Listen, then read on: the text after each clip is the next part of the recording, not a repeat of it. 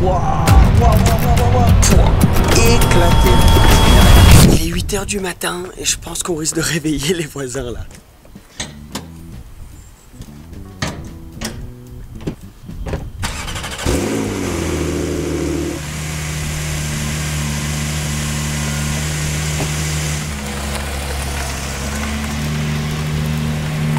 Alors il est 8 h du matin et aujourd'hui c'est direction le Maybourne Riviera, un hôtel de luxe ici dans les hauteurs de Monaco pour rejoindre Fastlane Drive. C'est un groupe, un club international mais qui ont une branche à Monaco qui organise des conduites avec plein de supercars. Et aujourd'hui j'ai la chance d'amener la T-Kart GT Street Air. Et hop là, on est arrivé au Maybourne.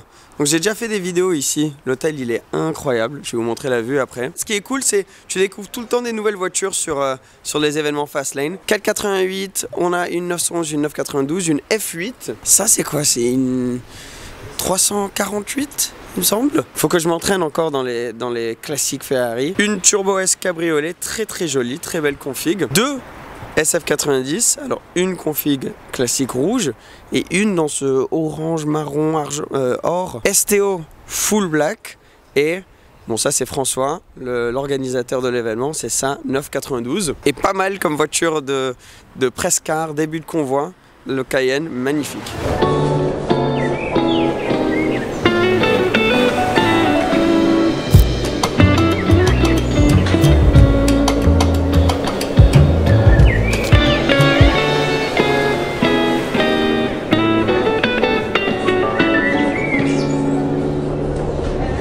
Donc voilà la vue. Quand je vous disais on est sur les hauteurs de Monaco, c'était pas une blague, on est vraiment perché au-dessus de Monaco. T'as 2-3 bateaux qui sont déjà là. Magnifique. On vient de se faire un bon petit déj juste là sur la terrasse du Maybourne, c'est magnifique. J'ai déjà fait du contenu ici comme je vous ai dit, mais si vous voyez pour la première fois, là t'as Roquebrune, t'as le Cap Martin d'un côté. On est juste sur le bout de l'hôtel et derrière à Monaco. Donc l'idée c'est toute une journée où on découvre des nouvelles routes et des journées comme ça je kiffe parce que justement même si tu es du coin, même si tu penses avoir découvert toutes les routes, grâce à des journées comme ça tu découvres tout le temps des nouveaux coins et ça te permet aussi de vraiment avoir une belle expérience avec ta voiture en question. Et pour moi du coup avec la T-Kart, comme c'est une voiture que je connais pas particulièrement bien pour l'instant, c'est la manière parfaite d'apprendre à connaître cette voiture. Donc super ambiance pendant le petit déj, on a bien mangé, petit avocado toast qui passe très bien. Et maintenant on va tous retourner aux voitures pour prendre la route. J'ai aucune idée d'où on va. Alors c'est le départ, la STO qui a démarré, on a une autre F8 qui nous a rejoint et une Artura bleue, très jolie. Et celle la légende Novitec, très beau. Hey, let's go Seb. Hello. La Touring aussi, très belle, je l'avais pas vue tout à l'heure. Victor, mon copilote pour la journée. Ça va? Qu'est-ce que t'en penses alors de la T-Kart? J'achète. Ouais? Ouais, de suite. Bah nickel, elle est en vente. 25 000 € j'achète. Alors là, ouais, on va devoir négocier. Hein. Début du convoi, on est devant. Pas le plus stratégique pour filmer, mais on commence sur l'autoroute. Je suis en mode normal dans la T-Kart et on va passer ici. J'ai normal, sport, sport plus, individuel.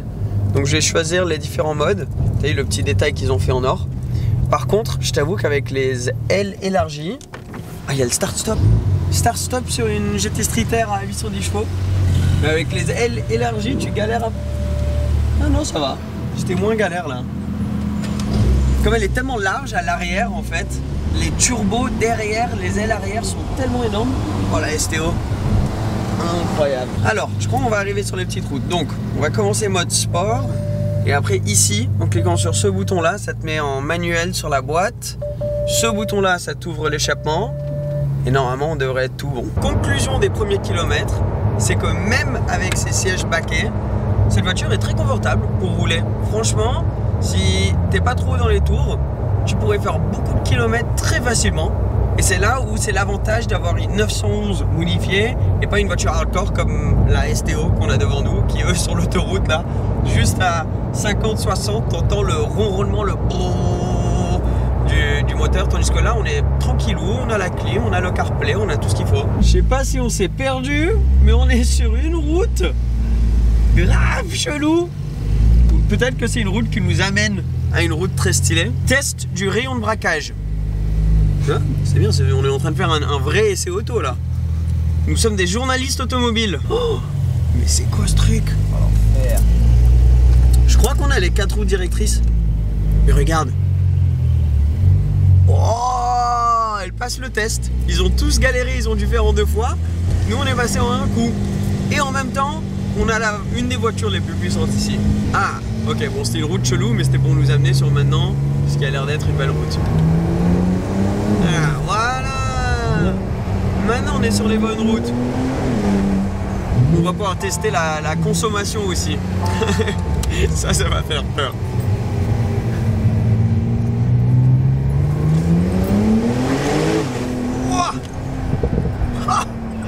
Le décollage. Si tu prenais les ailerons de cette voiture et tu les mettais à l'envers, je te promets tu décolles. Oh,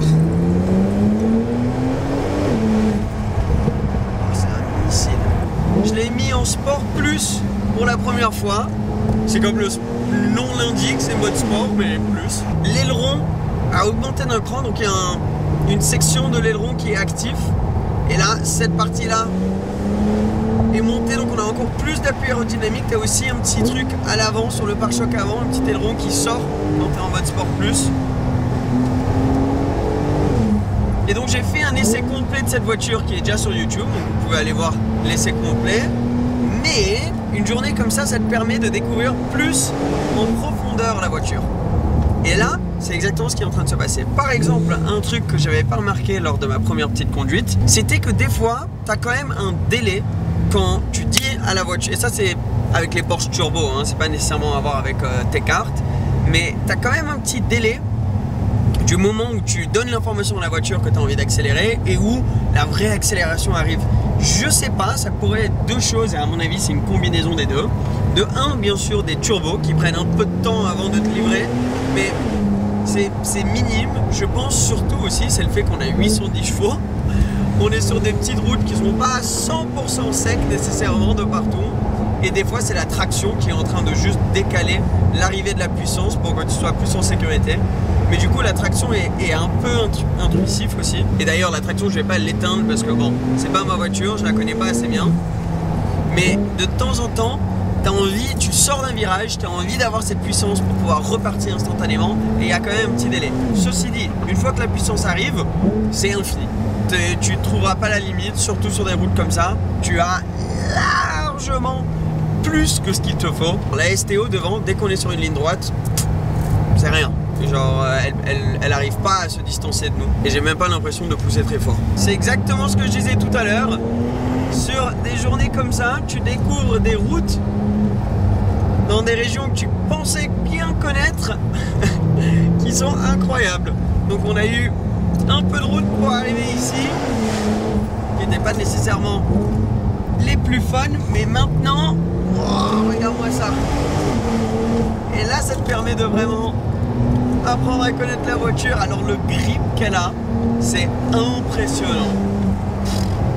Tu te sens plus limité limite par les pneus que par ce que pourrait faire la voiture. La boîte aussi est exceptionnelle. Bon, c'est la PDK qu'on connaît, mais c'est instantané.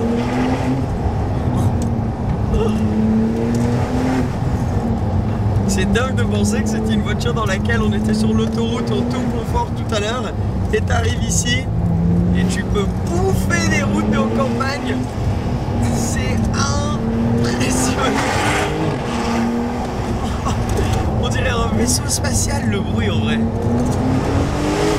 Oh, c'est abusé. Surtout ça reste une 911. T'as pas l'impression d'être dans une grosse voiture à énorme gabarit ou quoi. Sur une petite route comme ça, d'un coup, elle devient petite autour de toi.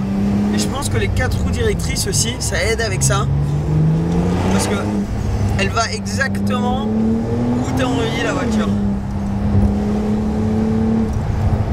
La direction électrique, j'avoue que c'est quand même mieux que par exemple sur ma M3 Touring. Porsche, ils font ça assez bien, mais comme j'ai dit dans la vidéo essai, rien à voir avec l'époque des 97, 96 en Porsche. Mais elle a vraiment un caractère de démon, de missile cette voiture. On a refini dans un petit village, je crois qu'on n'était pas supposé passer par ici, on s'est un peu perdu, mais... Oh, la Ferrari elle passe. Oh, de justesse, hein. Regarde la STO. Et oh, le diffuseur arrière. Waouh, waouh, waouh, waouh, waouh. Oh, c'est chaud, c'est à nous. Allez tes cartes, on t'a mis toutes les épreuves là. Hop là, maintenant faut juste passer les grosses fesses, les grosses à l'arrière. Nickel. T'as vu? C'est une supercar passe-partout. Arrivé au déjeuner. Regardez, je vais vous montrer ce que je voulais dire par l'aileron qui sort. Tu vois, juste là, quand tu es en Sport Plus, cette section de l'aileron sort pour que tu aies encore plus un... C'est quoi, c'est un triple aileron? 1, 2, 3. La dinguerie. Et devant, t'as vu, t'as ce petit truc en plastique là qui sort quand t'es en Sport Plus là. Pas ouf pour la garde au sol, mais après ça donne encore plus d'appui. Et ça c'est quelque chose que tu peux remplacer, mais ça coûte cher parce que ça se remplit d'air en gros pour que ça sorte, et c'est quelque chose que t'as pas envie de toucher. Donc Sport Plus, c'est pas pour les petits villages. C'est reparti.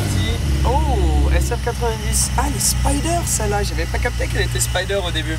J'ai capté que la voiture elle fait plus, enfin un meilleur bruit en mode sport qu'en Sport Plus.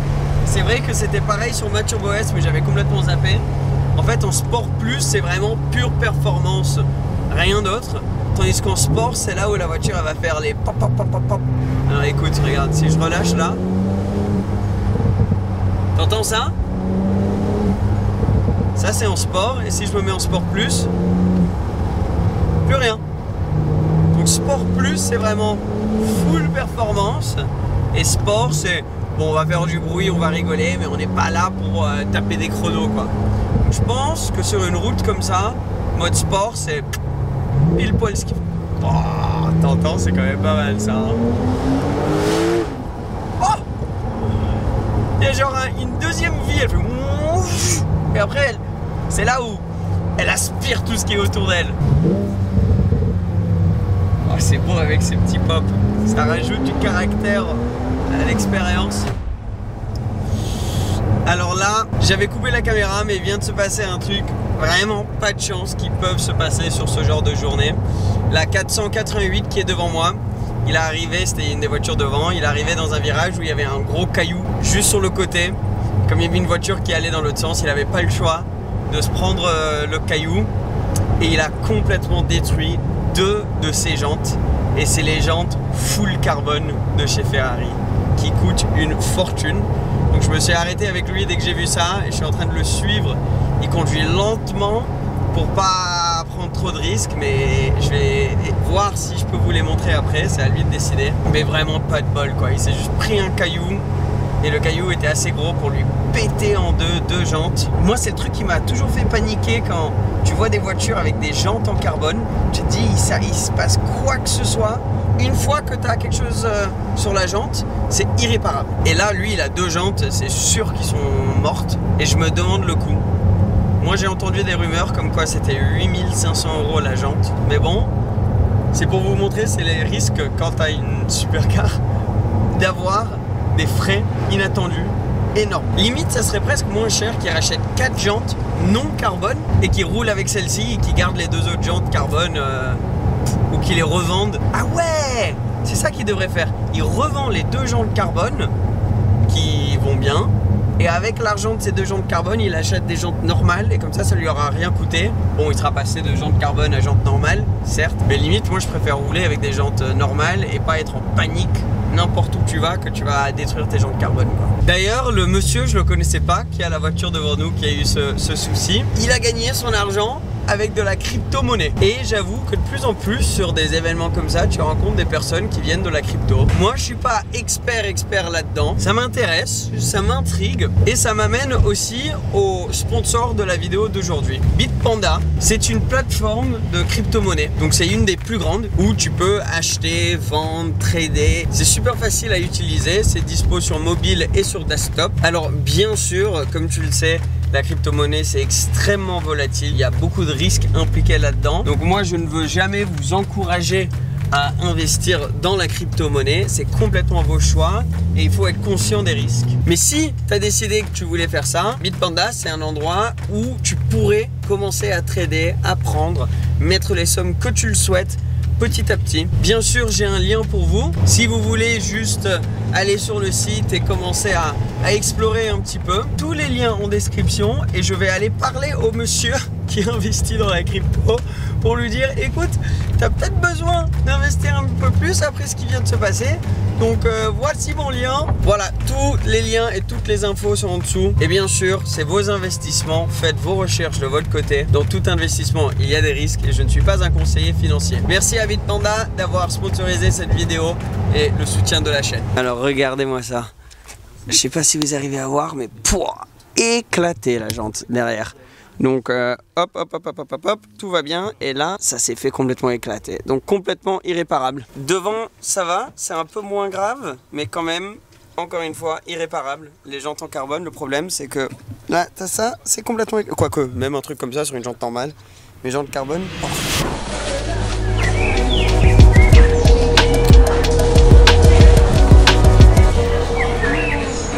On s'est fait un bon lunch là, c'est magnifique. On est à Vence, c'est genre à 45 minutes, 1 heure de Monaco. L'idée d'un event comme ça aussi, c'est que tu rencontres plein de monde qui ont la même passion que toi, qui habitent dans la même région, que tu rencontrerais pas autrement. Donc ça, c'est vraiment le grand avantage d'un événement et d'un club, d'un groupe comme ça, comme Fastlane.